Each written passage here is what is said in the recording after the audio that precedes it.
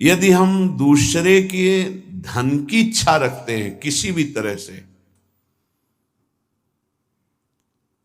जैसे छल कपट करके कि हम तुमको अमुक अमुक सुविधा देंगे, या हम तुमको अमुक पद प्रदान कर देंगे, अमुक दुख निवृत्ति कर देंगे, अमुक अनुष्ठान के द्वारा, ऐसा भागवतिक प्रलोभन देकर किसी से धन लेना,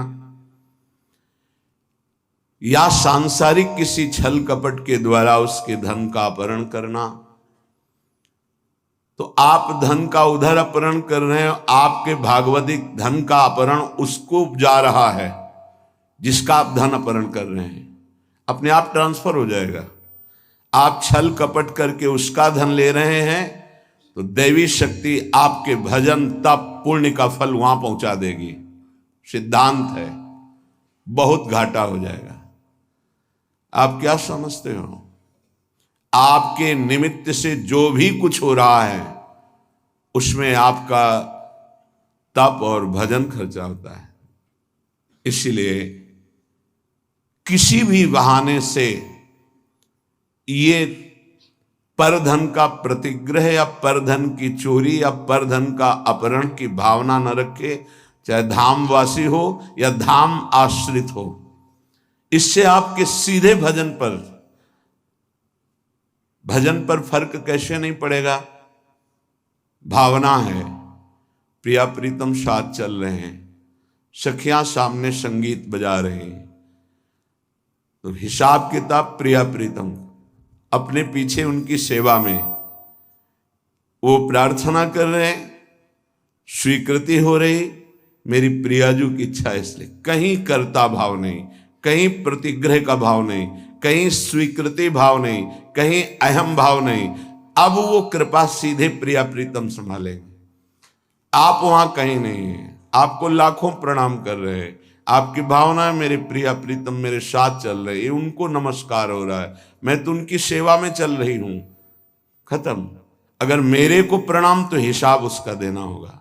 अगर प्रिया प्रीतम को प्रणाम हो, आप सेवा में आप केवल देख रहे हैं, वो हिसाब प्रिया प्रीतम, वो अमोघ आनंद समुद्र है, हर जीव का परम कल्याण एक निमेष मात्र में कर देने की सामर्थ्य हमारे प्रिया प्रीतम में है। निमेष कहते हैं पलक झपकने के समय को। परदार चाहे गृहस्थ में हो, चाहे विरक्त में हो, चाहे वृंदावनवासी हो या वृंदावन के आश्रित हो, परिस्त्री के प्रति काम भाव से दर्शन करने से सारे सुकृत नष्ट हो जाते हैं। और कहीं उनके अंग प्रत्यंग का अचानक दर्शन हो जाता है तो दोबारा दृष्टि नहीं जानी चाहिए। अगर एक बार आपने देखा, दोबारा फिर काम भाव से देख लिया तो आपकी तपस्या, आपके सुकृत सब ढक जाएंगे। बाणासुर की जब भुजाओं का भगवान सुदर्शन चक्र से छेदन कर रहे थे, श्रीमद् भागवत में पढ़ लेना, तो जब देखा उनकी कुल माता आदि देवी ने कि अब किसी भी तरह भगवान का सुदर्शन चक्र छोड़ेगा नहीं बाणासुर को, तो वो दिगंबर होकर सामने खड़ी हो गई। सोई भगवान ने आंख मूंद ली और सुदर्शन चक्र को शांत कर लिया। इसमें महादेव जी की प्रेरणा थी, क्योंकि चाहते थे 4 भुजाएं तो बची रहें, 1000 भुजाओं का छेदन। आगे भगवान का सुदर्शन चक्र रुकता ही नहीं बिना आज्ञा के, तो भगवान शिव की आंतरिक प्रेरणा, उनकी जो कुल देवी थी, वो आकर दिगंबर होकर खड़ी हो गई। भगवान ने वहां लिखा है, यदि किसी के अंग प्रत्यंगों का दर्शन हो जाए तो सारे सुकृत नष्ट हो जाते हैं। इसलिए पर शब्द लिखा हुआ है। गृहस्थ में भी है तो जो पराई माता बहनें हैं, अगर वृंदावन का आश्रय लिए हो, भगवत मार्ग के पथिक हो, तो दृष्टि एक बार जाने में क्षमा है। अचानक आप जा रहे थे, दृष्टि पड़ गई आप नीचे, मानो यमुना के किनारे कोई स्नान कर रही माता बहन, या अचानक दृष्टि गई, तो आपकी असावधानी थी, आप सावधान हो जाइए। दोबारा यदि काम भाव से भरकर देखा तो देखने मात्र से आपके सुकृत नष्ट हो जाएंगे, जो आपको परमार्थ में बढ़ाने वाले हैं। तीसरा, द्वेष। जब हमारे प्रतिकूल कोई आचरण करता है तो हमें द्वेष हो जाता है। ये द्वेष बहुत ही घातक है। प्रायः सबके हृदय में रहता है और वो जलाता रहता है। जरा सी प्रतिकूल बात पर द्वेष हो जाएगा। अगर द्वेष हो गया तो भगवान की भक्ति बढ़ेगी नहीं, क्षीण होती जाएगी। क्योंकि भगवान कह रहे हैं अद्वेष्टा सर्वभूतानाम, किसी भी भूत प्राणी से तुम्हारा दोष भावना, दोष में ही द्वेष होता है। हमारे अनुकूल उसका जो व्यवहार नहीं है तो हमें द्वेष हो जाएगा। नहीं, द्वेष नहीं, भगवत भाव से प्रणाम करो। भगवान उसको प्रेरित करके आपके साथ ऐसा प्रतिकूल व्यवहार करा रहे हैं। हट जाओ, द्वेष मत करो। मात्सर्य ये बड़ा सूक्ष्म विषय है। मेरे से अधिक ये बढ़ता जा रहा है किसी भी मार्ग में, और हृदय में जलन होना, इसे मात्सर्य कहते हैं। ये प्रायः बड़े बड़े साधकों के भी अंदर रहता है। किसी की यश कीर्ति सुन करके जो हृदय में एक जलन होती, उसका नाम मात्सर्य है। मत्सरति, मेरे से आगे जा रहा है। भजन मार्ग में भी ये हो जाता है। इसलिए श्रीपाद ये विश्राम की तरफ वृंदावन महिमामृत जा रहा, सार सार बातें बता रहे हैं। मात्सर्य बहुत कठिन है छोड़ना। यदि भगवत भाव नहीं करोगे तो मात्सर्य नहीं छोड़ पाओगे। अंदर अहम रहता है, तभी मात्सर्य का प्रादुर्भाव। ये बहुत जलाता रहता है, बड़े बड़े अपराध कराता रहता है। मेरे से आगे बढ़ा जा रहा है। किसी की यश कीर्ति सुनकर, किसी की बढ़ोतरी देखकर, किसी भी तरह से किसी को सुख में देखकर हृदय जो जलता है, उसे मात्सर्य कहते हैं। लोभ, हर इंद्री के भोग का लोभ होता है। लोभ पास जय गल न बंधाया, सो नर तुम समान रघुराया। गोस्वामी तुलसीदास जी कह रहे, जिसने लोभ रूपी फांसी में अपने गले को नहीं बनाया, वो साक्षात श्री भगवान का स्वरूप हो जाता है। लोभ पास जय गल न बंधाया, सो नर तुम समान रघुराया। चाहे वो स्त्री शरीर में उपासक हो, चाहे पुरुष शरीर में, किसी भी वस्तु का, किसी भी भोग का लोभ नहीं होना चाहिए। किसी भी धन का, स्वर्ण का, पद का लोभ बहुत तरह का होता है। लोभ एक रख लो तो सब लोभ खत्म हो जाएंगे। नाम बढ़ाने का लोभ, नाम जपने का लोभ, कितना नाम अधिक जप लूं, इसका लोभ बढ़ा लो तो ये सब लोभों को नष्ट कर देगा। अनृत, झूठ बोलना उपासक के लिए बहुत हानिकारक है। झूठ बोलना नहीं, चालबाजी, छल कपट का व्यवहार उपासक के हृदय में। संत सरल चित जगत हित, जान स्वभाव स्नेह। जिनका स्वभाव प्रेममय होता है, चित्त सरल होता है, कोई छल कपट हृदय में नहीं होता, वो संत मार्ग का पथिक संत है। अनृत, झूठ बोलना नहीं होना चाहिए। संतों का मार्ग विश्वास और श्रद्धा से होता है। यहां कोई कह दे कि ऐसा से ऐसा, बिल्कुल 100% सही, उसमें ये विचार नहीं होता कि ये झूठ भी बोल सकता है क्या, ये कपट भी कर सकता है क्या, क्योंकि विश्वास से ही हमारी यात्रा हुई है। तत्काल विश्वास। ऐसे ही पूरा जगत जो थोड़ा भी आस्तिक है, संतों के वचनों पर विश्वास करता है कि ये कभी झूठ नहीं बोलते। साधक देखते ही पता चलता है कि भगवान के जन है, ये झूठ क्यों बोलेंगे, उनकी बात पर तत्काल विश्वास होता है। इसलिए अनृत, कभी झूठ बोलने का आपके हृदय में विचार ही न रह जाए, ऐसा इष्ट देव से प्रार्थना करें कि हमें वो सामर्थ्य प्रदान कीजिए कि मैं कभी झूठ ना बोलूं। किस बात के लिए झूठ बोलूं? एक गलती छुपाने के लिए 1000 गलतियां कर बैठते हैं हम। अगर एक गलती स्वीकार कर ले तो 1000 गलतियों से बच जाएंगे। हम झूठ क्यों बोले? परुख, कड़ुआ वचन, झूठ नहीं बोलना, इसके साथ कठोर वचन नहीं बोलना। कुछ भजन करने वाले उपासक समझ नहीं पाते, तो ऐसे सेवक जी बड़ा विनोद करके उनके लिए बोल रहे हैं। एक रिसाने से रूखे से दीखत, पूछत रीति भभूकत धावत। बोले एक ऐसे मानो गुस्सा है रिसाने से, मानो हृदय शुष्क है, रूखे से दिखत, बात करो तो भभूकत धावत। भभूकत धावत, भूकत शब्द श्वान के लिए है, वो एकदम ऐसे नहीं, ऐसा नहीं। उपासक का व्यवहार बहुत सरल, मृदु और उदासीन, दोनों बातें समझनी है। गंभीर शब्दों में, मृदु शब्दों में हल्की मुस्कुराहट लेते हुए बात कह दी, उदासीन हो गया। एक रिशाने से, रूखे से दिखत, पूछत रीति भभूकत धावत, ऐसा नहीं होना चाहिए।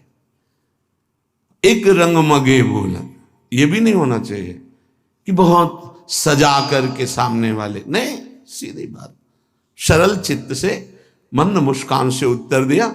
आवश्यक हुआ तो, कोई हमारा द्वेष नहीं, कोई हमारा कड़ुआपन नहीं है, और उदासीन हो गए। परुख वचन कबहू न कहा, कठोर वचन कभी उपासक न बोले।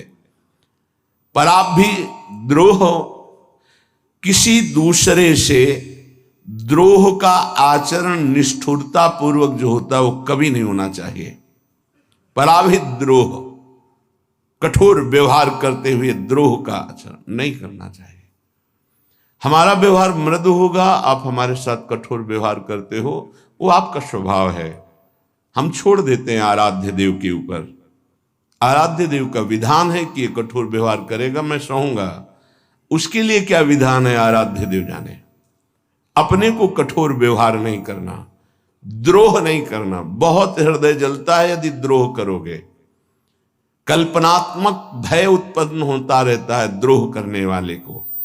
कभी द्रोह करने वाला शांति से नहीं रह सकता है, इसलिए किसी से द्रोह ना करे। अपने से जो द्रोह करे उसको भी नमस्कार करे। हम द्रोह की भावना पुष्ट नहीं होने देंगे। आप अपनी तरफ से करो, हम आपको नमस्कार करेंगे। हमारा परमार्थ का मार्ग है, आप स्वार्थ में इसलिए समझ नहीं पा रहे। मिथ्याभिलापान, उपासक को व्यर्थ की बातें करने की आदत पर शासन करना चाहिए।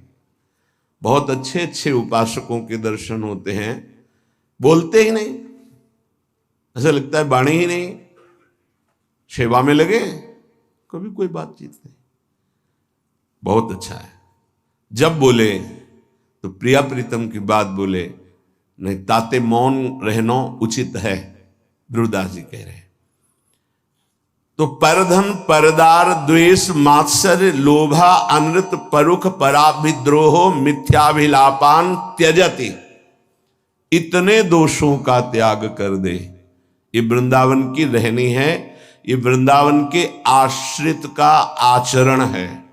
चाहे जहां रहते हो इसको स्वीकार कर लो। तो इह भक्तो राधिका प्राणनाथ है, श्री प्रिया प्रीतम जो हमारे प्राणनाथ हैं, इस आचरण से उसे अपना स्वीकार कर लेते हैं। बहुत जोर की बात है।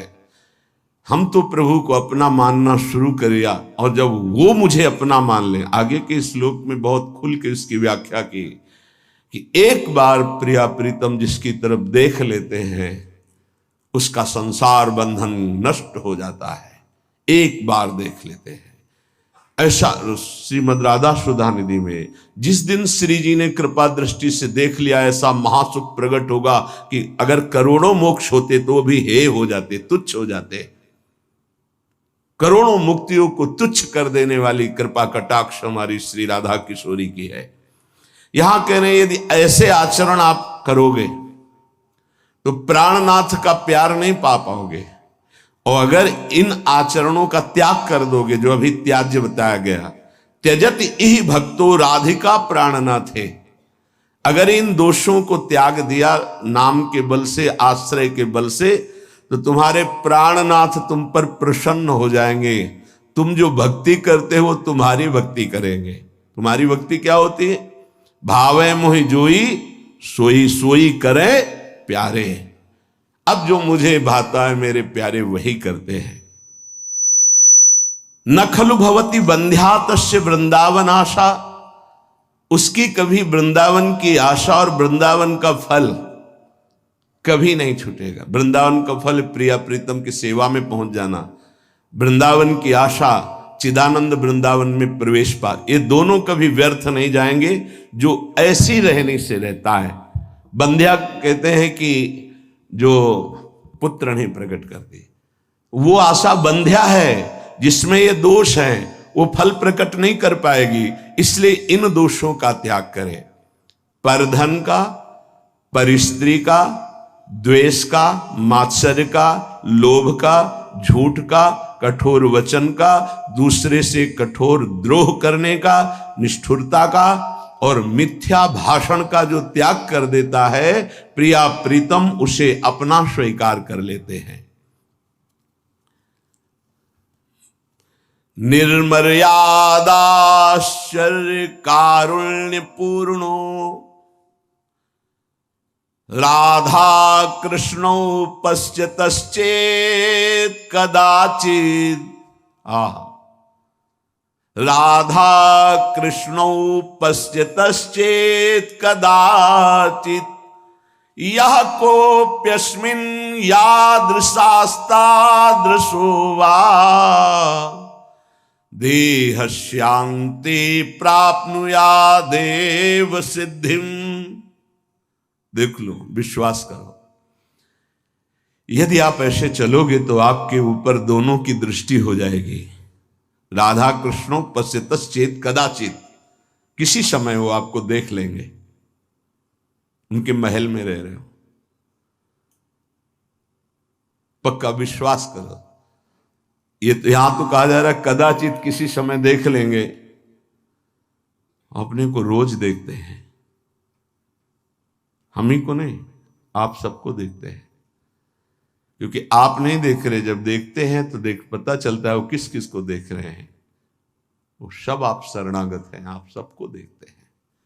कदा वा खेलंतो ब्रजनगर वीथीषु हृदयम हरंतो श्री राधिका मधुपति कुमारो सुकृतिना। जो हमारे नवल किशोर युगल सरकार हैं, खेलते खेलते कभी देख लेंगे और आपके चित्त का अपहरण कर लेंगे।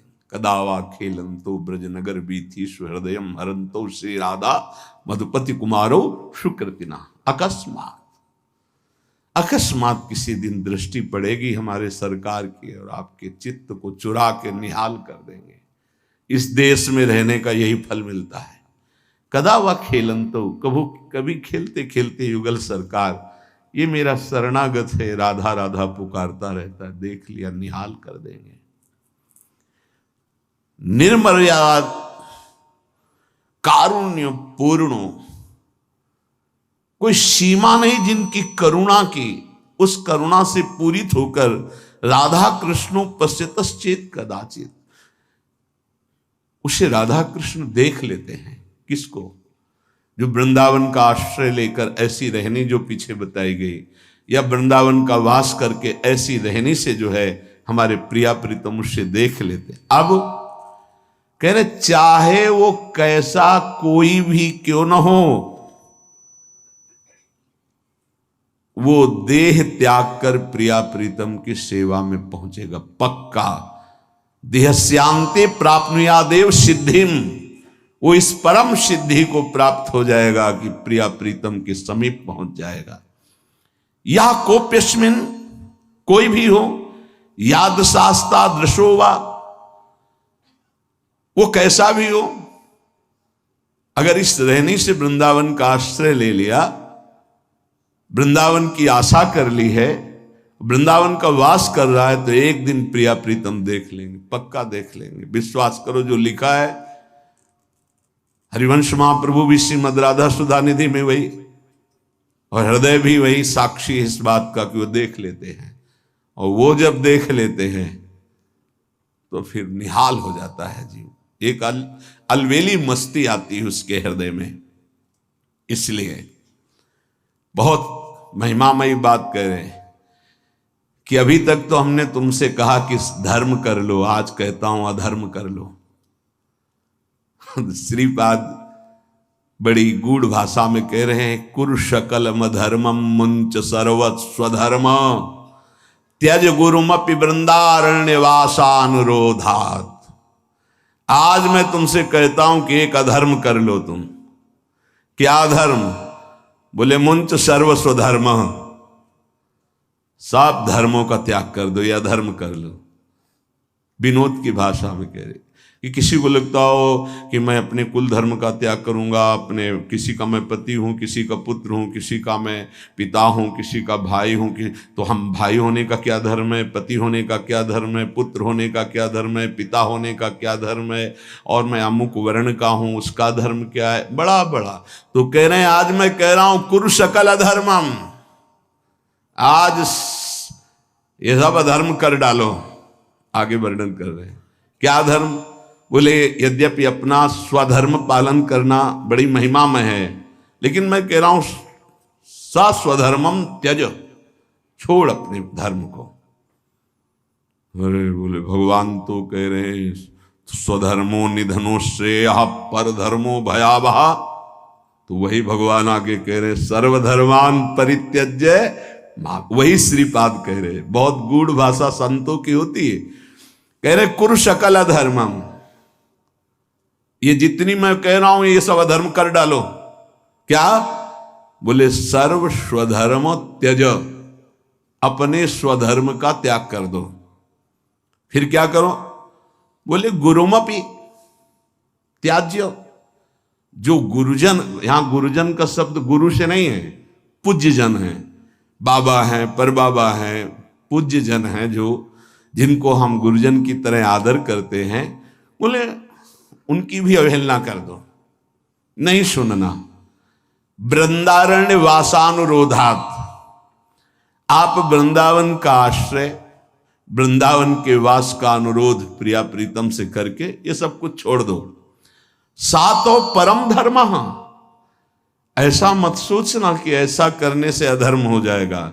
बोले सातो परम धर्म, परम धर्म की प्राप्ति हो। गोकर्ण जी भी अपने पिता को आदेश करते हैं धर्मम भजस्व सततम त्यज लोक धर्मान, लोक धर्म का त्याग करके परम धर्म का भजन करो पिताश्री। कैसे करूं? सेवन सदा साधु पुरुषं जहि काम तृष्णाम, सदा संत महापुरुषों की सेवा करो कामना और तृष्णा का त्याग करके, क्योंकि संत सेवा में बाधा पहुंचा देती है कामना और तृष्णा।